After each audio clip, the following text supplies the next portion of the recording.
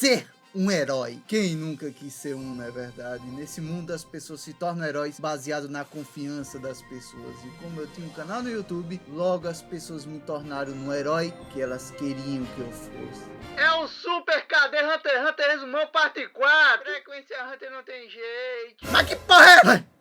Graças a Deus é no sonho. Tube Hero X é a maior surpresa dessa temporada. E o anime de Chibate, esse aí é a maior surpresa do ano. Não sei pra vocês, mas pra mim essa animação veio do nada. Embora Tube Hero X esteja sendo feito desde meados de 2022. Em 2023 eles anunciaram que a estreia dele estava chegando em breve. E esse em breve demorou um pouquinho, já que o primeiro episódio só foi sair agora em 2025. Aí no começo eu já quero pedir desculpas aqui, porque durante o vídeo talvez eu fale anime algumas vezes por conta do costume. Mas o correto seria chamar de Don, já que é uma produção chinesa. Mas a questão é, essa galera tá cozinhando essa animação há muito tempo e tá investindo bastante pra ela vingar. Estão lançando até com dublagem simultânea. Ah, se todo anime dublado fosse assim, não é verdade? Eles também lançaram vários trailers com animação original que não vai aparecer no Don Juan. E uma parada da hora sobre esses trailers aí é que eles mostram um pouco do background dos 10 protagonistas. Sim, o Don Juan vai focar na história de 10 heróis. Eles até já lançaram o cronograma com episódios de cada um. Pelos trailers, os que eu mais estou ansioso são esses aqui. E por eu ter gostado muito do Don Juan ter esse modelo de arcos fechados, eu tô com muita vontade de trazer pro canal, após muito tempo, uma série de vídeos de episódios semanais. A última série que eu acho que a gente teve aqui foi Jujutsu Kaisen, né? Mas não vai ser semanal, pelo menos sempre que um arco acabar eu vou vir aqui pra gravar o vídeo. E não vai ser todos os arcos também, porque tem uns heróis aí que só vai ter um episódio. Então fazer um vídeo de um episódio é foda, né? Só se o episódio render. E o primeiro herói que iremos conhecer é o Nice. Estou muito ansioso pra conhecer mais sobre esse cara.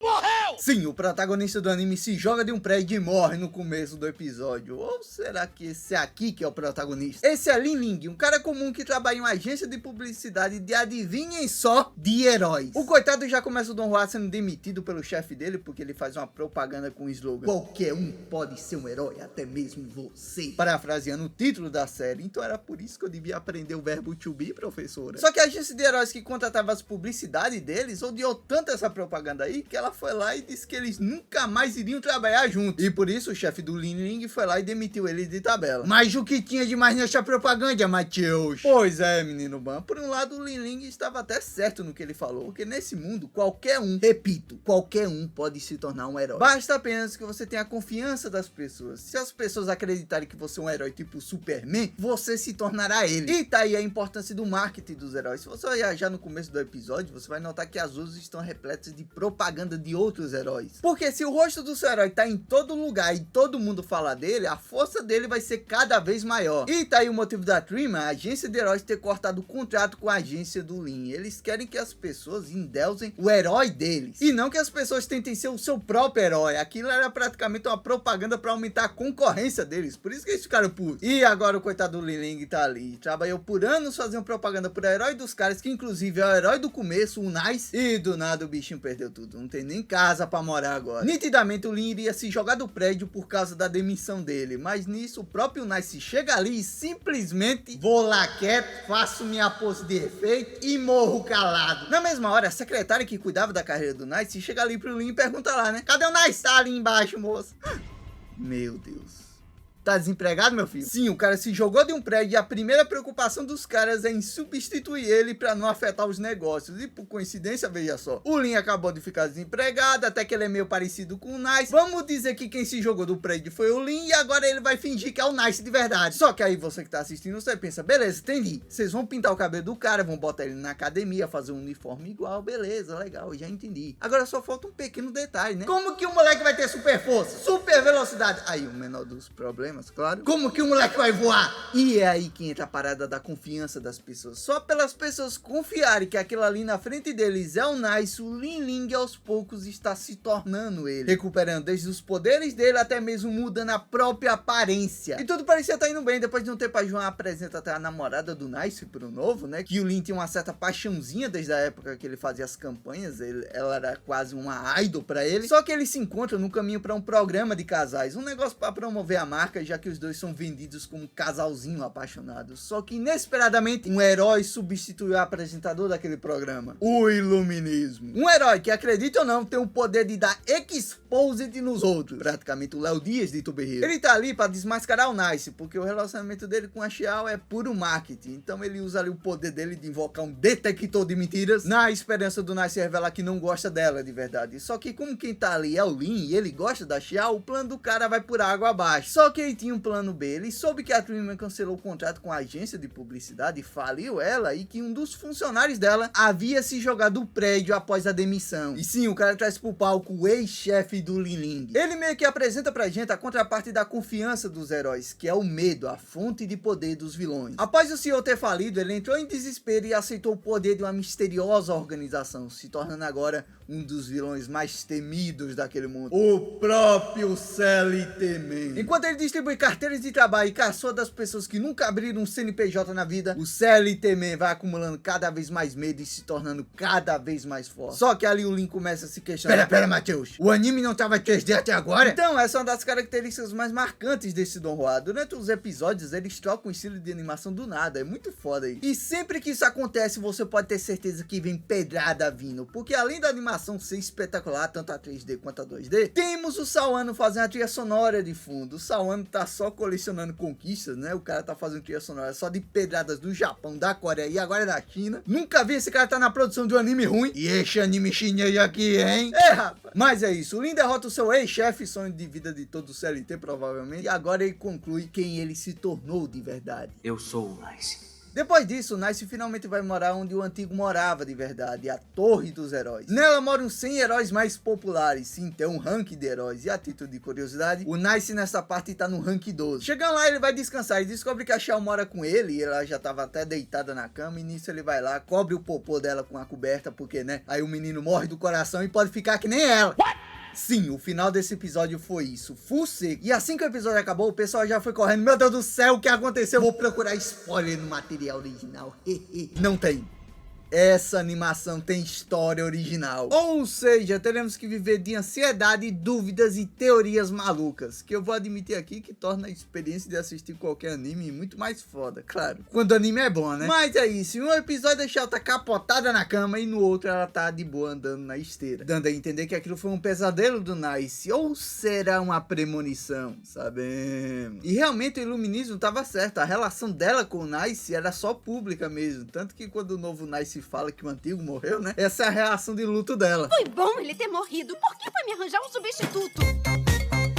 A Xiao fica puta, ela já odiava o Nice antes e agora que ele finalmente morreu, os caras vão lá e colocam outro no lugar. E pior, os fãs estão querendo agora que eles se casem. Nisso a menina já fica mais puta ainda, diz que não vai casar com coisa nenhuma. E a Joana, com Magna da assessora, vai lá e tranca os dois em cárcere privado até que os dois se decidam se casar. Nesse tempo trancado aí, a Xiao vai começar a gostar do novo Nice, até porque ali não é o de antes, parece que o de antes era muito insuportável. E durante a noite o Nice pergunta algo pra ela que não tava fazendo sentido. Originalmente a Xiao era tipo uma youtuber de viagem, sabe? E através dos seus seguidores que queriam que ela viajasse pelo mundo, ela acabou ganhando o poder de abrir portais para esses lugares. E por isso Nice estranhou, tipo, por que você simplesmente não abriu um portal pra fora quando a Joana trancou a gente aqui? E a Xiao disse que não pode mais fazer isso. Ela abre um portal pra frente do Nice e explica. Originalmente ela podia abrir portais pra qualquer lugar que ela quisesse. Porém, quando o público passou a chipar ela com o Nice, os portais dela passaram só a levá-la até ele. Aqui a gente já vai percebendo que essa parada do público moldar como os heróis são pode não ser tão legal quanto parece. O Nice elabora um plano pra acabar com o casamento sem arruinar o hype dos fãs. Simplesmente alguém aparecer lá e arruinar a cerimônia. Só que a Joana interpreta da melhor maneira possível. A cerimônia é arruinada e a Xiao Yetin morre no local. Eu? Tá, o pessoal aqui tem uma estranha fixação em querer matar a Xiao em todos os episódios. E quem estraga a cerimônia, Matheus? Ninguém menos que ele.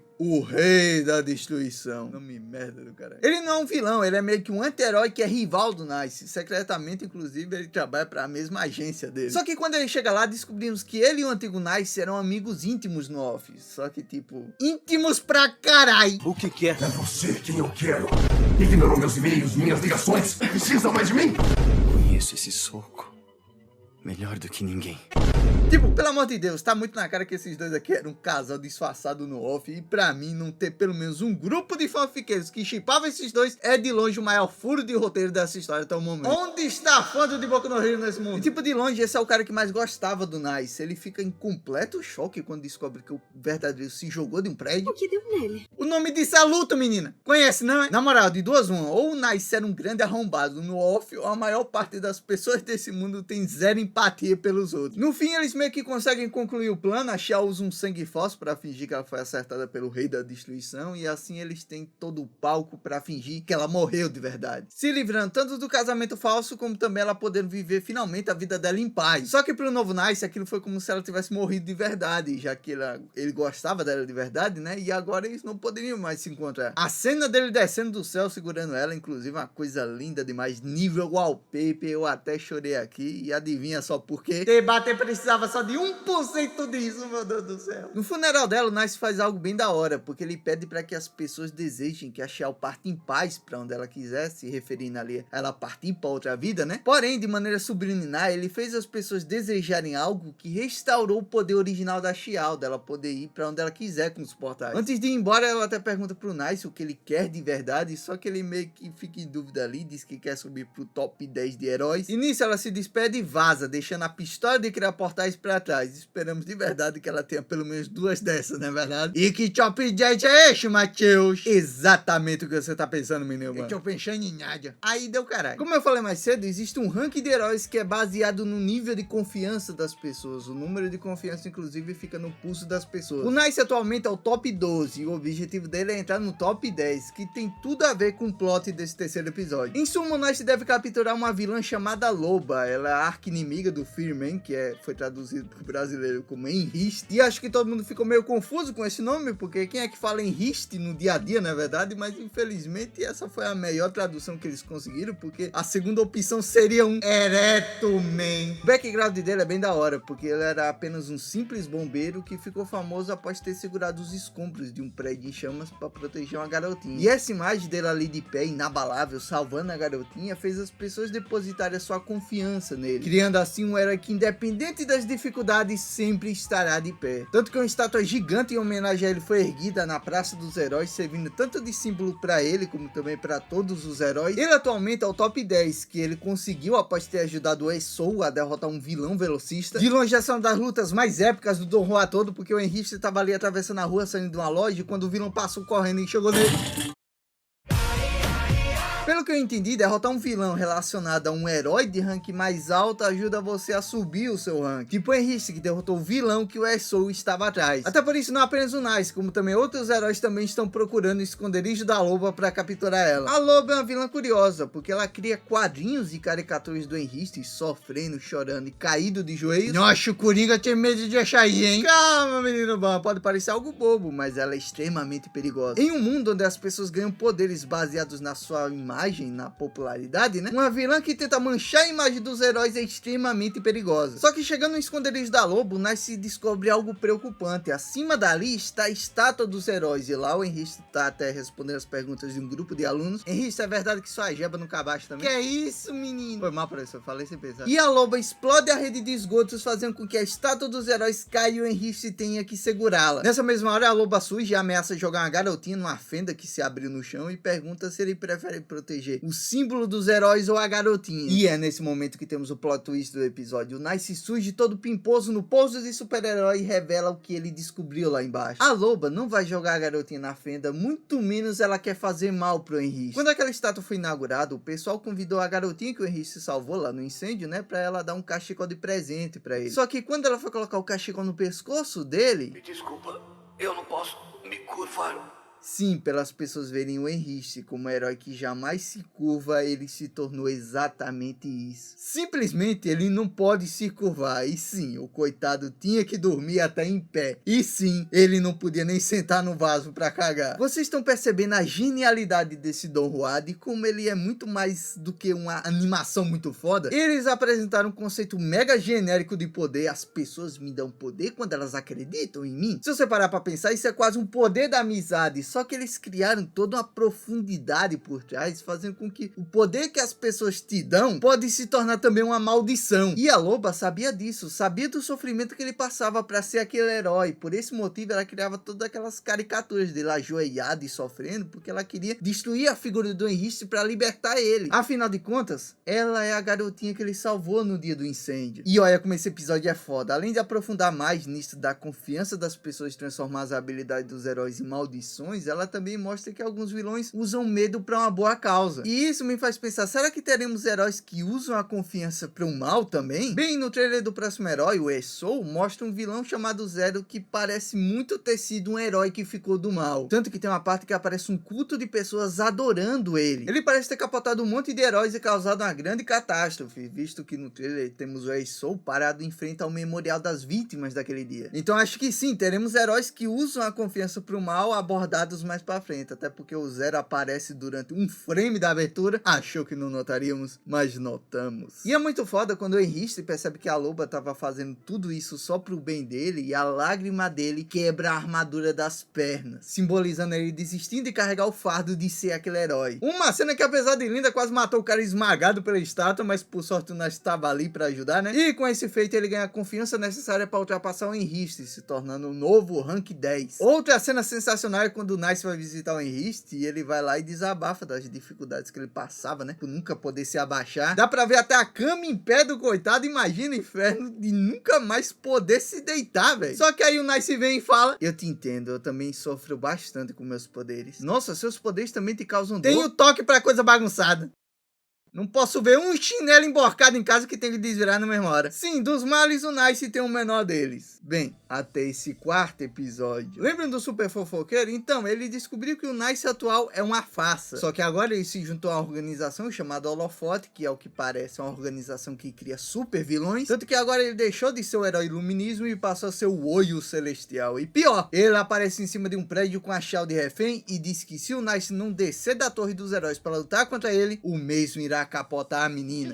Só que, tipo, pro público geral, a Xiao morreu. Só o Nice e a agência dele sabem que ela tá viva. Então todo mundo começa a achar que aquilo é um bait do vilão. Eles ficam até na frente da Torre dos Heróis gritando pra o Nice não descer. E adivinha o que acontece? O Nice tenta sair pra salvar a Xiao e o corpo dele desliga na saída. Sim, a vontade dos sonhos dele o impedem de sair da torre. Nisso ele já começa a ficar nervoso e a Trim manda até um outro herói deles pra cuidar do super fofoqueiro. Só que o bicho lasca a skill. PDF de 50 páginas do Exposed, mostrando que todos os feitos do cara foram fabricados pela agência dele e, por incrível que pareça, o fofoqueiro derrota o herói. E vendo que não tem mais jeito, o Nice tenta andar. Cada passo que ele dá até o elevador fica cada vez mais pesado. Nisso a Joan diz pro Nice não ir, que ele não vai conseguir sair. Só que inesperadamente ele consegue dar o passo até dentro do elevador. E por quê?